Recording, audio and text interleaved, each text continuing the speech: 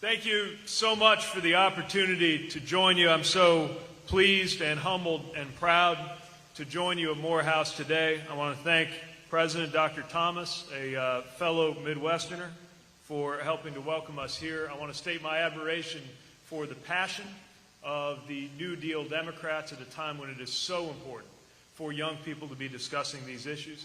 The energy of the young Democrats of Spelman, and so glad to have students here from Spelman as well and from across the area.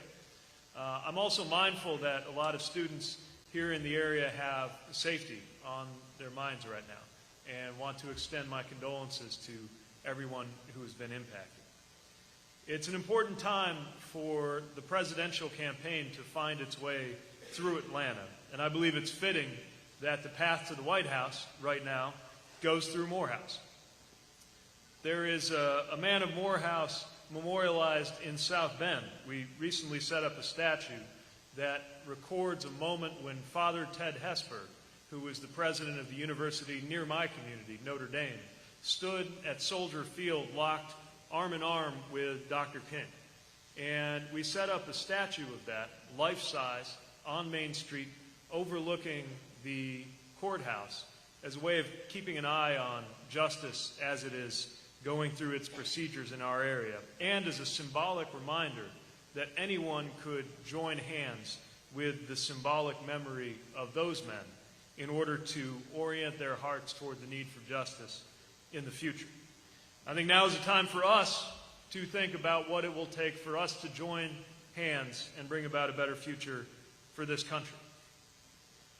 I'd like to begin by asking you to visualize a moment that is going to come to the United States, one way or the other, sooner or later, and to really picture it.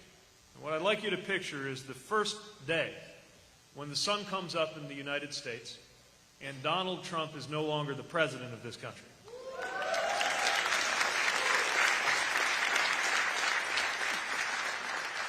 I think there's some measure of relief that comes from picturing that day, right?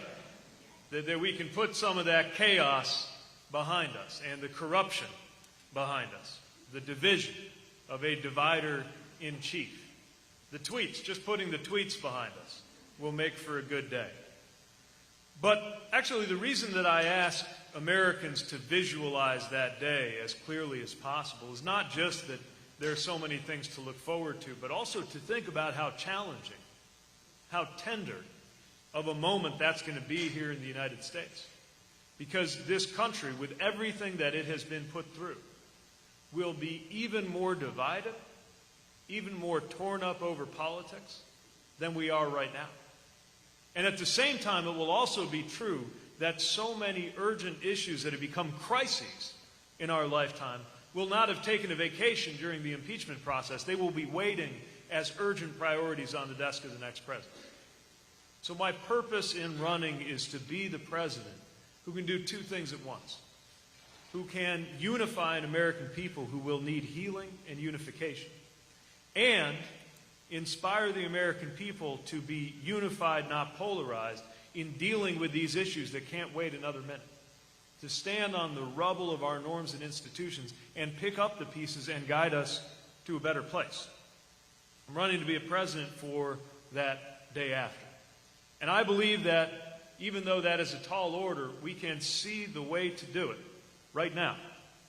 We can see it in the values that belong to this country, so long as we unify around those values in the right way. I'm thinking about values like patriotism and love of country, the kind of patriotism that motivated me to sign up for the armed forces, as so many students here are in the process of doing. But I'm not talking about the cheap nationalism of hugging the flag, sometimes literally, as this president has done, or certainly not an understanding of this country that would tell members of Congress to go back to where they came from, as this president did. That's not the love of country that I'm talking about. I'm talking about a love of country that recognizes that our country is made of people. You cannot love our country if you hate half of the people in it.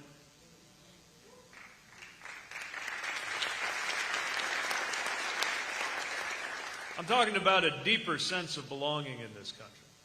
And yes, it means defending this country abroad, also defending this country's honor abroad, which is undercut when an American president goes around military justice to pardon war crimes or turns his back on American allies. So much depends on us being able to tell people around the world that the American flag stands for something, that it stands for a country that keeps its word. And the American flag stands for a set of values, a set of principles, one of which is that when somebody raises their voice to speak out in Congress, calling out abuses of power in the White House, that is an act of loyalty to the republic for which it stands and deserves to be protected, not smeared.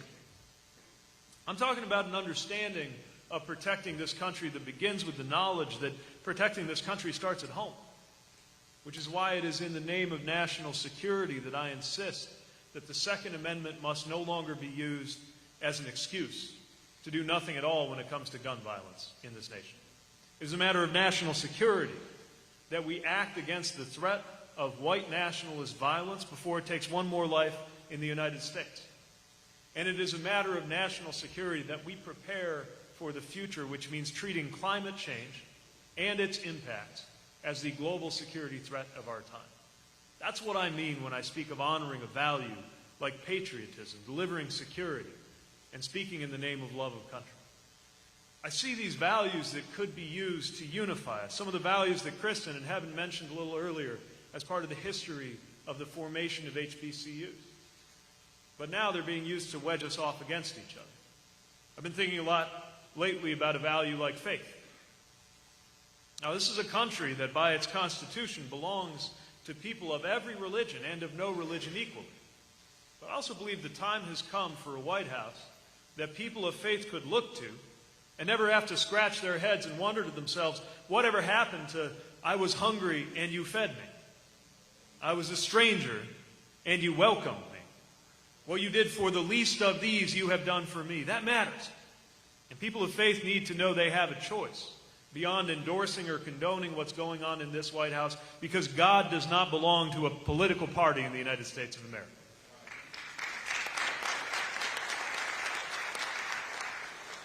I'm thinking about values like democracy. Not just democracy as a system, but democracy as a value. In other words, the belief that this country is more whole when every vote is counted and every voter counts. And I don't have to tell folks in Georgia about what's at stake. Because if it were not, in my opinion, if it were not for racially motivated voter suppression, Stacey Abrams would be the governor of this state right now.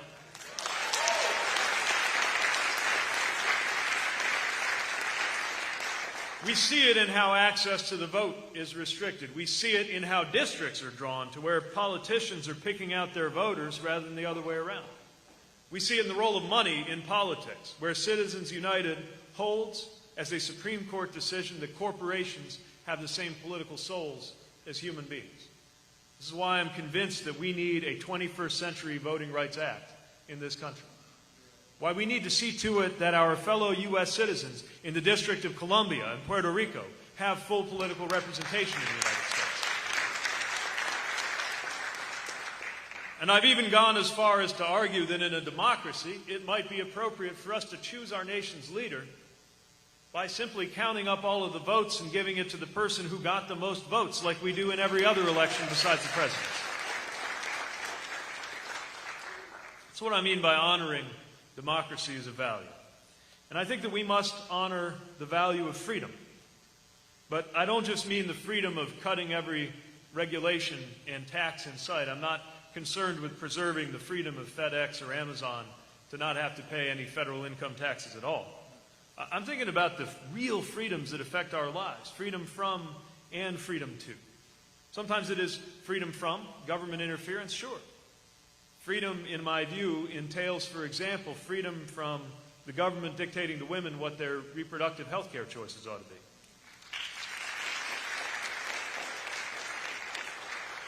But sometimes delivering freedom means insisting that our public sector step up. That's why I believe we need to deliver Medicare for all who want it. In other words, take a version of Medicare, make it available to every American, but let you decide whether you want it and when you want it. It's why so much depends on establishing the freedom to live a life free of discrimination in this country, and why I've proposed a Frederick Douglass plan, as ambitious as the Marshall Plan that rebuilt Europe, but this time investing right here at home, recognizing the reality that replacing a racist policy with a neutral one isn't enough to deliver equity in this nation, and that from health to home ownership to education to democracy itself, from criminal legal system to entrepreneurship, we need to do more as a country. And I believe that freedom comes by way of education, which is the theme I want to focus on tonight. Now, that has implications in personnel choices. For example, I believe the time has come for a Secretary of Education who is committed to public education in the United States. And a lot of this has to do with higher education. And I consider this very personally important. We have got to make it easier to afford a college degree in this country, and we can. I'm proposing that we invest $500 billion to make college more affordable in this country and to create 10 million additional college graduates over the next decade. If we get this right, it will open new possibilities for the United States of America. And I believe we must begin by making public college tuition free for the first 80% of income earners. Now, I do view this a little differently from some of my fellow Democratic presidential candidates. I do believe that there are some Americans who should pay full tuition. I believe that the child of a millionaire or a billionaire, while I certainly wish that they succeed, I also believe that they can pay their own tuition so that we can use those funds where they would make the biggest difference, those who would face tuition as a barrier. I believe that we can use funds to increase Pell Grants, which used to cover 80% of tuition, and now it's less than a third. And that goes for room and board as well as fees. We need larger Pell Grants for public college students and for all college students so that more students are able to leave college with a degree instead of debt.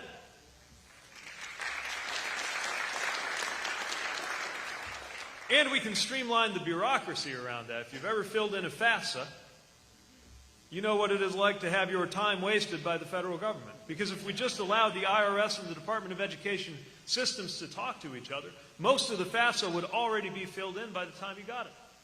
We got to tear down this set of barriers and red tape.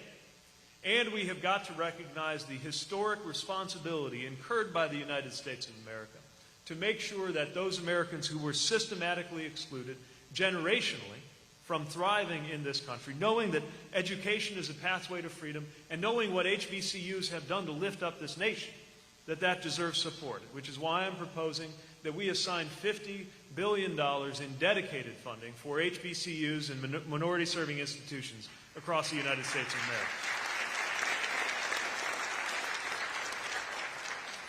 We should create unprecedented transparency and accountability in colleges so that everybody knows what it'll cost and what happens for graduates. Instead of weakening Title IX protections, we should strengthen them because no student should be worried about their safety when they go to school. And student athletes who build school culture and often contribute significant revenue should not be prevented from gaining from the revenues that they themselves create. Also, we got to make it more affordable not only to go to college in this country, but to not go to college in this country. After all, most Americans do not hold a college degree.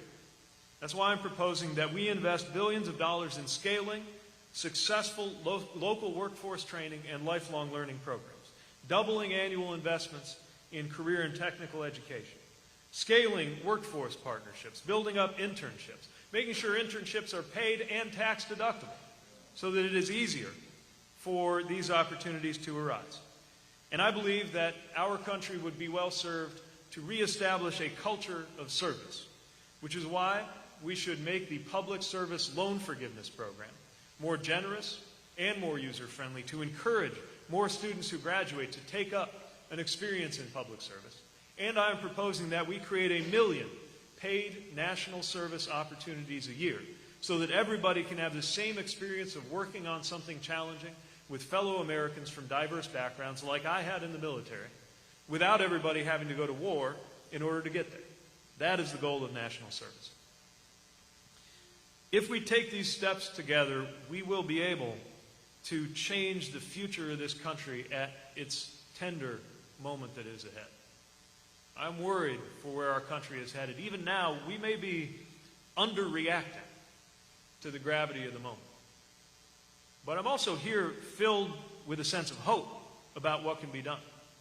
I've been reflecting on the fact, and you may have noticed this in news coverage, that they've taken the word hopeful, turned it into a noun, and used it as another word for candidate.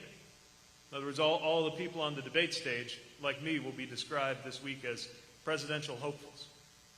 The more I think about it, the more fitting I think that is, because running for office is an act of hope. And what propels me to run for office is the hope that we can establish a new sense of belonging in a nation that is experiencing today a crisis of belonging. That this is part of what the presidency is for. Not just more just policies and better administration, but something even deeper than that. Through our culture, we moved on from having a divider-in-chief to someone who can bring us together. Someone who could send a signal from the presidency, even to those who disagree with the president, that the presidency is a reminder that you belong in this same country. I believe that's what the presidency is for. Not the glorification of the president, but the empowerment and unification of the American people. And that is why I'm running. So I thank you for the opportunity to be with you, and I'm looking forward to a conversation. So I hope you will welcome to the stage a distinguished faculty member, Dr. Adrienne Jones, who is going to moderate our discussion as we go forward. And thank you again for the opportunity to be with you today.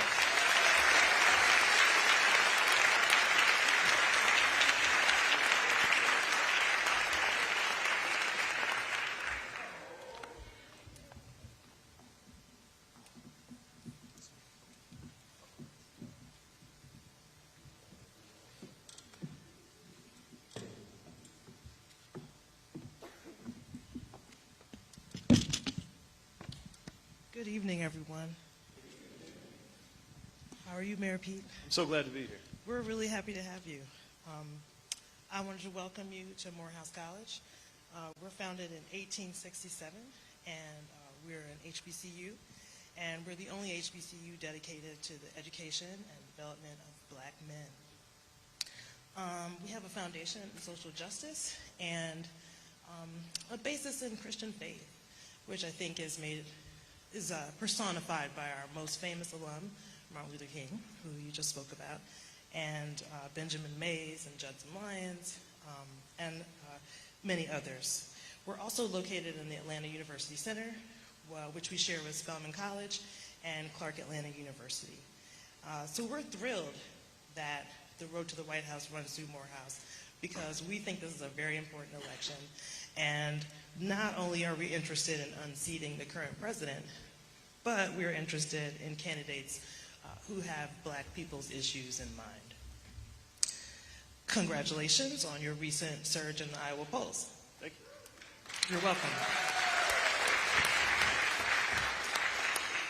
I think that's particularly important because obviously the Iowa caucus is not till February, but both Barack Obama and Hillary Clinton really used their momentum from winning the Iowa caucus to earn the support of black voters. We also know that in order to earn the Democratic nomination, it's going to be necessary not only for you to earn the support of black voters, but black Democrats in the South. So my first question is, how do you intend to use the momentum that you're building, that you've just built in Iowa, to glean the support of black voters? So most of the conversations that I'm having with black voters in the course of this campaign come down to two questions. One question is, can you win? Because we cannot take a chance in 2020 on unseating this president. And secondly, what is your agenda for black America? And is it going to make a difference in my life? So the first part, that's where doing well in Iowa serves us well. The Iowa caucuses are the first time that voters actually go to the polls. And it's a way for a candidate to demonstrate that you can actually get people to come out and turn out for you. And I know that a lot of voters in other early states, including the first state in the South to vote, South Carolina, will be keeping an eye on Iowa to see if we can really deliver. There are all these questions about electability. And one of the best ways to settle a question of electability is to do well in an election, and Iowa's your first chance to do that. So that's one bar you've got to clear. But the most important one, of course, is to actually show that you can deserve to win black votes. And that is where making sure that I've communicated what we seek to do is so important. It's what's in the Douglas Plan, for example, which sets out to be the most ambitious vision and the most comprehensive vision put forward on dismantling systemic racism in the United States. And it's informed partly by conversations we've had around the country, partly by experiences we've had at home in a diverse community where we've had to learn a lot of lessons about what it takes to make progress. And the first thing that we found is that when we're having conversations about some of the most searing and urgent issues affecting black Americans, like the criminal legal system and making it more just, we can't separate that from other issues like issues of economic empowerment.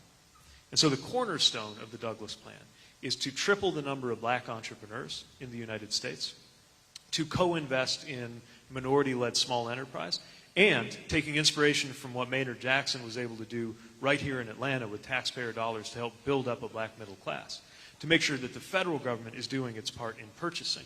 So we've set a 25% goal for purchasing from the federal government from businesses led by those who've been excluded. Exactly.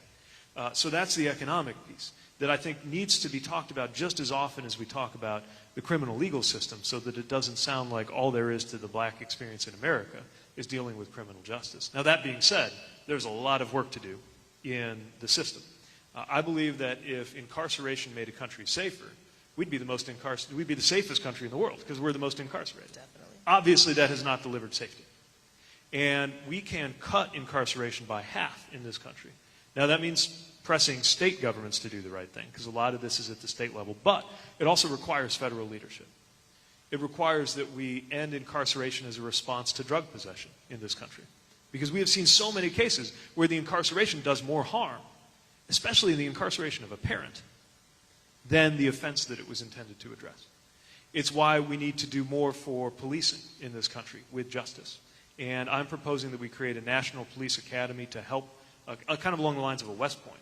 Or have you done some of this in South Bend? We know that you had some issues of, I'm going to call it police brutality in South Bend, especially in June with the shooting of an unarmed black man by an officer who did not have on a body cam.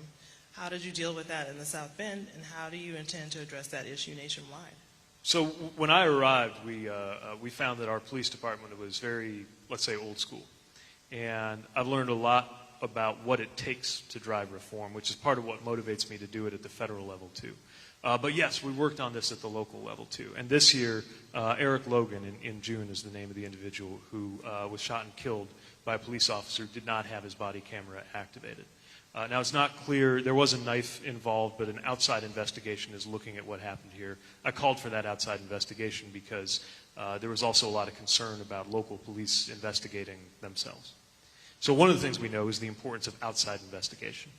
Another thing is the importance of civilian oversight. Now, in South Bend, I have appointed a black majority civilian board that makes the ultimate decisions about hiring, firing, and discipline in the police department. But what we found in the dialogues that we've been having as a community, both before and since the June shooting, was that there's still not a real sense of how these discipline decisions are made, how consistent they are. And so we're drawing on the models from other communities. Commission has been there since you've been there? That's right, yeah. So it existed from the beginning. Well, the board that makes these decisions existed from the beginning. What I've been seeking to do is to make its role more inclusive of the community. And so would you duplicate that on the federal level if you I think we do need to, we do need to encourage models of civilian oversight, because there's often this sense of police investigating themselves. And if you need to, for example, if you have a complaint about a use of force, and the directions you get are go to the police department and complain about it, we know that is not going to lead to a lot of people feeling that their complaints will be heard. Part of it is making sure that we have a Department of Justice vigorously. And have you had feedback from the citizens of South Bend to indicate that the civilian oversight is providing them with a feeling as if their issues have been heard? So we get a lot of feedback. And what we're doing is making sure that it leads to outcomes. So we began this summer a process of community action group meetings. I didn't want to wait for an investigation to come back to take more action at home. And we've had everybody there from elected leaders to activists from the Movement for Black Lives to people involved with the rank and file of the department to take up the issues that we think need the most work. The policies around the use of force. The body cameras. How can a body camera not be on when you need it? Vehicle pursuits, which is also often a big safety issue where civilians can come to harm. Recruiting. One of the areas where we've had the most struggles in South Bend that I've owned up to the fact that we are not where we need to be. Not even close. Even with the leadership. There was an issue where you wanted to remove your police leadership. Yes. You changed your mind. You got some feedback. Now he's being investigated for some inappropriate taping of other police officers. Right. And is that a live case now that you can't talk about the potential racial There's slurs? a lot of people suing each other over this, but the bottom line is that there were recording practices going on in the department before I became mayor that led to an investigation of the chief after I became mayor. So the chief that I appointed was black. He was the first black, my predecessor had appointed him too. He was the first black chief in the city's history, which is one of the reasons he was effective in community policing. And his effectiveness in community policing was one of the reasons that I appointed him, not knowing about some of these wiretapping issues that are still being litigated in court right now. And would you say that evaluating the leadership of the police, this civilian oversight that you have happening in South Bend, is this reflected in your Douglas plan?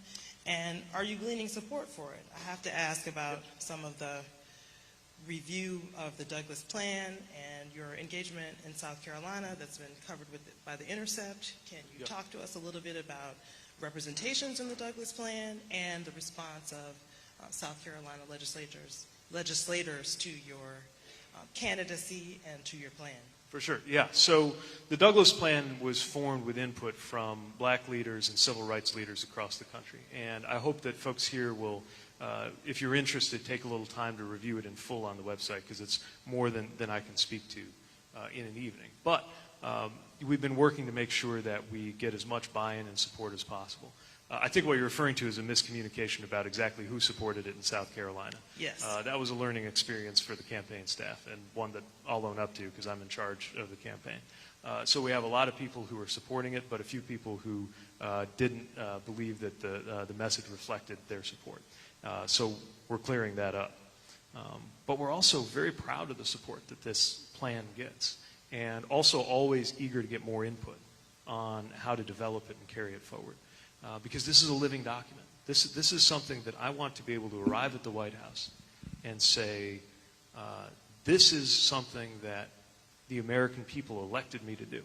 Because I know there's also a lot of skepticism when a relatively new on the national scene political figure comes along saying that we're going to send black entrepreneurship through the roof and take care of health equity issues and reform the criminal justice system. I get it. I understand why there's a lot of skepticism. Part of what I'm trying to do by putting this plan out up front is not only to demonstrate to black audiences where our priorities are and where my heart is, but also to make sure that anybody who votes for me knows that one of the things they're voting for is this plan, so that there is some political capital behind getting it done. It's the right thing to do. Every one of the steps that we put in there around health equity, around education, is the right thing to do, but it's going to need political momentum. And part of what I'm trying to build now, by way of support for it, is the propulsion that's going to make it possible to get it done. We absolutely agree. Do you have plans for other demographics that reside in the nation? Oh, yeah. Who else? So, look, we have, as I said earlier, a crisis of belonging in this country. And so many Americans are being told that they don't belong. And we need to make sure that everybody sees where they fit. So when you look, for example, at the hate that is being peddled toward immigrants, mainly Latino residents of the United States, that has deadly consequences, as we saw in what I consider to be a terrorist attack that happened at the Walmart in El Paso.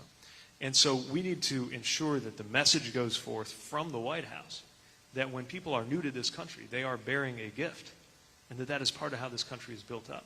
in addition to the policy reforms we need to make to our immigration system.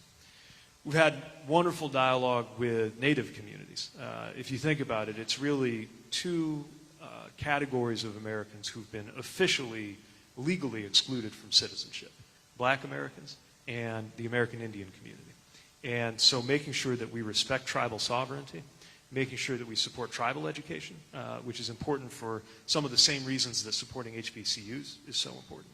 And by the way, also a lot of very strong voter suppression issues happening in Native communities. North Dakota was probably the most egregious example. So let's talk a little bit about voter suppression. You've said before, and you said tonight, that but for voter suppression, Stacey Abrams would be the governor of the state of Georgia. What do you plan to promote in order to ensure the sanctity of the 2020 election? And when you become president, how are you going to make improvements on voter suppression? I heard you talking about a new voting rights plan, but can you talk a little bit about some aspects of that? Absolutely, yeah. This is critically important because it's the issue of how all our other issues are dealt with. And we know that our country is made worse off by the distorted outcomes that are happening because of the suppression of the vote. Many of these efforts were pioneered in my state, where Indiana set up a voter ID law. Indeed. That has made it harder, and I know you've done scholarship on this, and it went all the way to the Supreme Court. Not just that, when you go to vote in Indiana, when you get to the polling place, there's a poster in the window of every polling. Often there's a poster up there with instructions or something like that. In Indiana, the poster has a big stop sign that says stop, and then all the things that will happen to you if you don't have the right ID. It's sending a chilling message to discourage people from participating. And we know that there are racially disparate consequences to this. Have you taken those signs down in South Bend? I wish. It's going to take, unfortunately, when Indiana went to the Supreme Court, they won. But that's exactly why we need a federal law. It's exactly why we need a 21st Century Voting Rights Act. That, first of all, just the basic mechanics of voting need to be easier. Election Day ought to be a federal holiday because it is harder for people with multiple jobs, which is a lot of people, and tends to be working people, tends to be black and brown workers, women, right, are more likely to face obstacles. It's one of the reasons this ought to be a federal holiday. It ought to be automatic to register to vote. We ought to have early voting. Vote by mail, which is easier in some states than others. What about voting purges and exact Absolutely. match? So talk to me a little bit about the actual voting legislation that you would be interested in. Right. So when you see things like these purges, they are not designed to secure the integrity of the election process. They're designed to make it harder for some people to vote. And what has happened is that one party has decided that in order for it to win, fewer people have to be able to exercise their right to vote. Now, to me, that's a sign that there's something wrong with your policies. But this has become a strategy. Now, it's going to take a lot of legal expertise to make this bulletproof given the court that we've got. And I got some ideas on reforming the court, too. But what we know is that we can demonstrate a standard of voting rights and ease of voting, ease of access to the vote, that is set at the federal level, that then has implications for reform at the state level. Now, another lesson at Georgia is you got people who are the referee who are also running. Yes. And in the long run, we've got to reform that. And some of that has to do with polarization. They're giving me the one question left, Mark. So I'd like to hear some of your views on how you will deal with polarization if you become the President of the United States. If Mitch McConnell continues to lead the Senate when you arrive there, how are you going to make legislative change? So as partisan and as tribal as our politics has gotten, the truth is there's actually a strong American majority to do the things we've been talking about. So to have a higher minimum wage and deliver paid family leave and some kind of comprehensive health care. We're debating exactly what kind. I would argue, of course, that mine is the best, but it certainly has the most support. Or something like what I'm arguing has majority support. Even areas where Democrats have been on defense, immigration, guns. Right now, there is an American majority in support of doing that. And so, How are you going to get that American majority to be reflected in Congress? Exactly.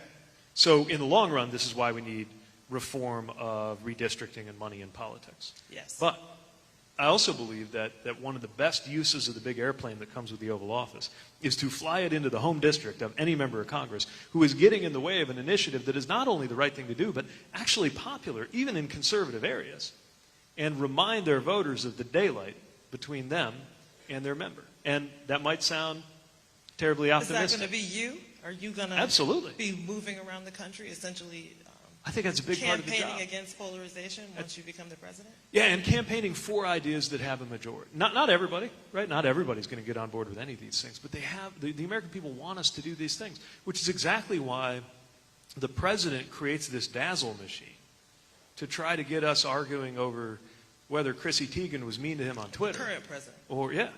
or whether we ought to buy Greenland, or the things that he tries to get us debating. Because the truth is, the more we're talking about him, the less we're talking about you. We already know why he's got to go. But when we're talking about you, we're winning because we have better answers. Now, of course, my preferred answer to all this is to not have Mitch McConnell be in the Senate majority or in the Absolutely. Senate at all. And I'll be working very hard to make that a reality in 2020. Now, you're a mayor and you are not perceived possibly as experienced as some of the other candidates. What makes you feel like being a mayor from South Bend, a mid-sized Midwestern city, is going to allow you to be successful as the president of the United States? So I think people are more used to seeing a senator, for example, running for president. But if you think about it, senator is a very different job from president, just like every job is different from president. In fact, depending on what you were doing before, in America, you could be a very senior senator and have never in your life managed more than 100 people. When you were a mayor of a city of any size, you are on the ground, solving problems, dealing with issues that don't have easy fixes. You are delivering for residents. There's no force field of staff between you and the people you serve. They will stop you in the grocery and will not let you go until you tell them how you're going to fix the streets. And you're dealing with everything from that to issues of justice in policing, to economic development, to getting the 3 a.m. phone call to deal with an emergency. And I would have the most military experience of anybody to go into that office since George H.W. Bush. So it's true that my experience is not the Washington variety, but I would argue that we'd be well served if we could get Washington running a little more like our better run cities before it starts happening the other way around. Understood. I think it's time for me to invite one of my students, Jalen Curry. He's the communications director for the New Deal Democrats, who brought you here this evening. And he is going to present you with some questions that we have from students. One of the things that I think is very special about Morehouse College is that our students ask fantastic questions. So if Mr. Curry would come to the stage.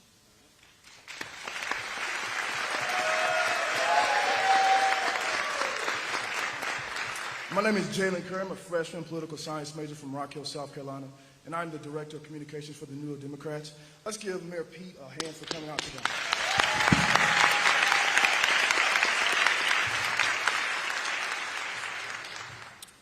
Our first question is, will you forgive student loans? All right. So the answer is some student loans. I can't promise that we can wipe away everything for everybody, but I will say that we've got to do something about this. And just to be clear, this is a personal issue for me. I never thought I'd be on one of those Forbes magazine lists, but they did one of all the presidential candidates by wealth. And I'm absolute dead last, bottom of the list. Largely because I'm married to a teacher, and as a household, we've got a lot of six-figure student debt. This is why we've got to expand not just access to financial aid on the way in, but who's going to be qualified to have their student debt? Right. So here's what we do. First of all, anybody who participates in public service. Fantastic. Now, there's a public service loan forgiveness program now, but it's really hard to take advantage It's of. very sketchy. Very difficult to. It's not user friendly. You got to have certain kind of loans, and you don't get any credit unless the end of your 10 years. So what I would do is I would change that system to where you start getting some of the loan forgiven right away when you're working in public service, and expand it to more kinds of loans. So that's one example of something we can do. Another thing we can do is make the income-based repayment plans easier to work with. So that if you get to 20 years and your income is not supported being able to pay the full measure of your student loans, then you have them, as it is now, you have them forgiven, but it's taxable. And so you pay a big penalty. We shouldn't have that be taxable. And what about the interest rates? Is there any bringing down? I mean, some people are paying more in repayment than they took out in the first place. Right, and that's that's a challenge that we've seen on our books too. Now, there's no easy fix on that, but I do believe that the best thing we can do is to bring the balances down through the public service loan forgiveness. Okay. Good answer. Oh, sorry, one other piece on this, Yes. because not every school is a Morehouse, is a Spelman. There are a lot of schools out there that have been really sketchy with veterans, students of color in for-profit Like programs. for-profit Yeah, schools? that do not give you the benefits of education that allow you to be employed. And under the Obama administration, there was a rule that you had to have a certain level of results or else you would be held accountable for that. This administration got rid of that enforcement. Students stuck with loans from those kinds of schools would be the first that I would forgive. And those would be completely forgiven. Got to go. Okay. Our next question is, besides funding for HBCUs, should African Americans receive reparations? This is a good question. So I support H.R. 40. That is Sheila Jackson Lee's bill to establish a commission to evaluate reparations. Now, some of the things that are in the Douglas plan I consider to be reparative. It's part of why we have an obligation to invest real dollars, co-invest in the formation of entrepreneurship in the black community. It's why it's so important to support HBCUs. It's why we need to invest dollars, not just goodwill, in dealing with health equity disparities like the maternal mortality gap for black women. But that is not all there is to the conversation. And the way I see it is this. If you save $1, 5% interest, in about a dozen years it's $2, right? And then it's $4, then it's $8. At 5%, $1 saved turns into $1,000 in 150 years. Now, if that's true for $1 saved, that's also true for $1 stolen. So Absolutely. that harm compounds. And the fact that some of this generational theft from black Americans and their descendants took place centuries ago, because of the way it compounds, that doesn't make it better, it makes it worse. It means the impacts are felt more acutely What does that today. mean for your reparations plan? Well, so I don't have all the answers. I know This you're is interested really, in the investigation. Yeah. I mean, But what do you think about people being paid reparations? this is online? why I think we got to seriously evaluate this with the commission that H.R. 40 is proposing to create. There's no simple way to do it. I'll admit that. But there's no way we can just wash our hands of this and say that, well, you know, now we've torn down a lot of these structures of discrimination, so equity will just take care of itself. It won't, because the harms compound. That's what we've learned. That's the difference between non-racism and anti-racism. I don't have all the answers on how it should be structured, but I believe that we have to go down that path. Agreed. Our final question is, what is your plan to combat voter suppression and protect the right to vote for every American? So we touched on this some. Let's get into it a little further. And I'm mindful of sitting next to an expert on this, so I'm guessing I'm that interested in I will your learn new more voting rights plan. from our interaction. But what we know, first of all, we got to take action right now. So going into 2020, where we're not in control legally. Does it involve pre-clearance for a state like Georgia? Well, they should never have gotten rid of the pre-clearance provisions to begin with. Now, we've got the court that we've got, and we've got the Congress that we've got. And right? would you reinvigorate the formula that existed before, or would you want to make the VRA broader? I think it's got to go What do you broader. have in mind? It's got to go broader because in addition to the mechanisms that they were using in past decades, they keep thinking up new ones, right? And whether it's the purges, there are going to be new digital age ways of suppressing the vote on top of all the ways that we've known about in the past. And so the enforcement, especially on places that have a pattern of doing this sort of thing, I don't think you can argue against the idea that Georgia has demonstrated a pattern now under Brian Kemp of doing this sort of thing. Then that calls for the enforcement attention of the federal government. And so would that mean evaluating laws that are coming from different jurisdictions and making a determination about whether or not those laws could be enacted? And doesn't that give you a constitutional issue in terms of It does. states controlling their ability to select who gets to vote? It does. And so we got to figure out where the leverage is going to come from on the federal side to make sure that fair elections, and for that matter, fair maps, are promoted. It may have to be a carrot and stick system as well. Although local jurisdictions, if they're serious about clean elections, should welcome federal support in making sure that, and that could come with funding, in making sure that elections are better conducted. Because we also see what's going on with foreign interference. And by the way, the House passed measures to secure our elections from foreign interference, and the Senate's killing them.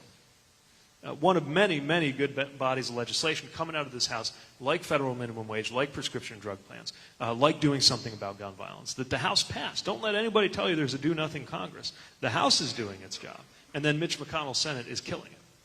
So do you support the House impeachment process and the possibility of impeaching the current president? I do. And here's why. This isn't just about some detail that's going to come up in the hearings.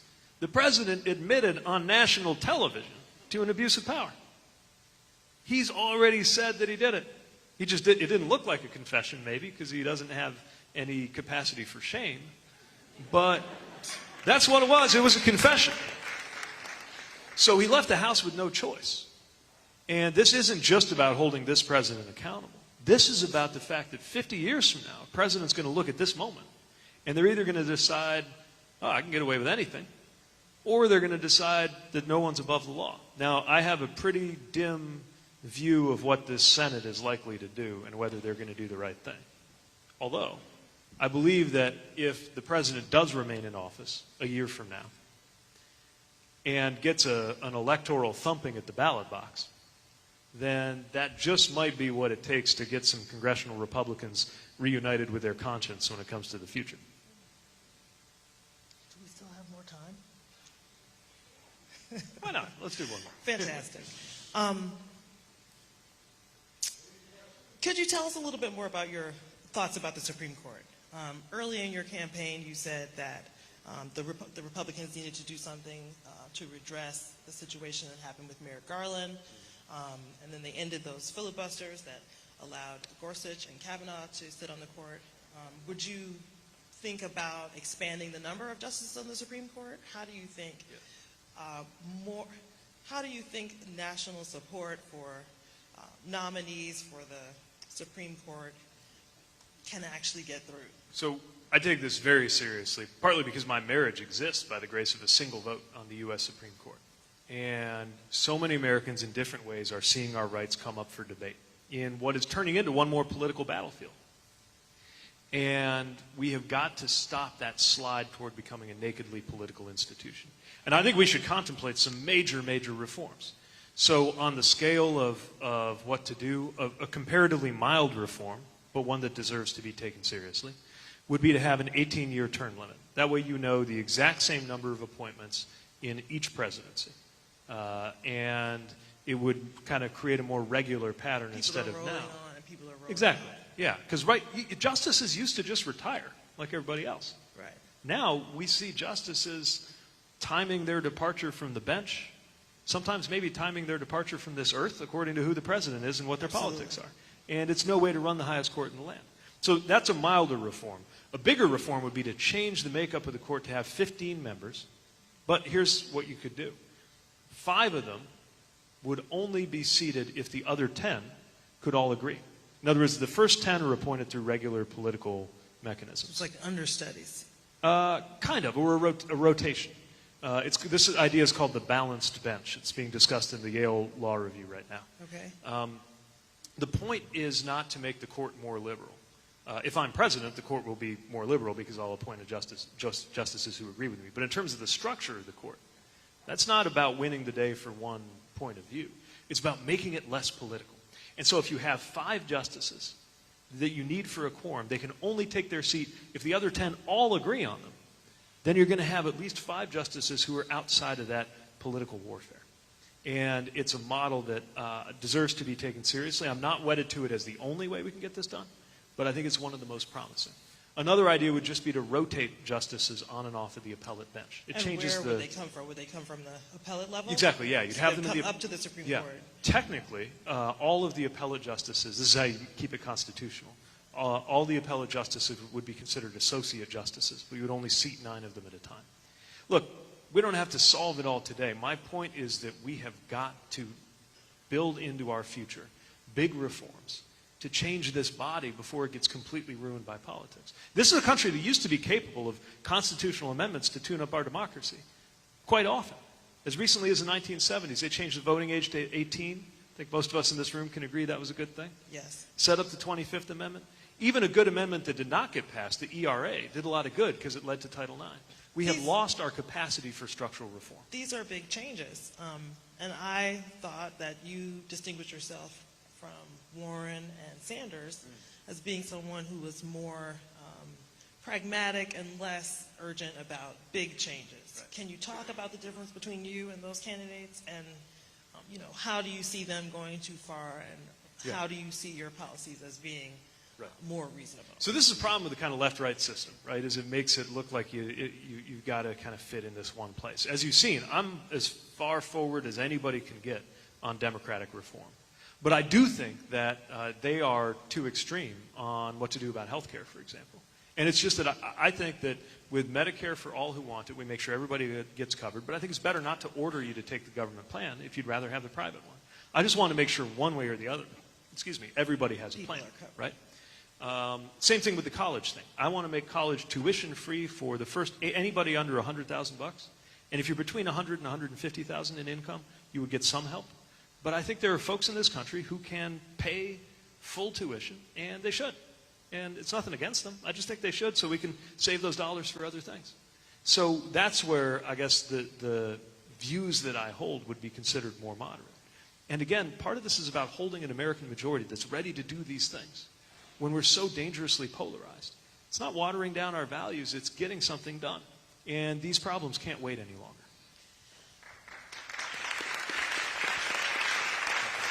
We're done. So unfortunately, that was all we had time for today.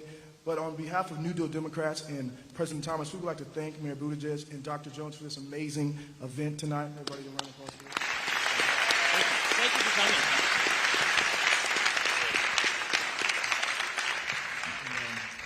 This will conclude our event. Thank you all for coming.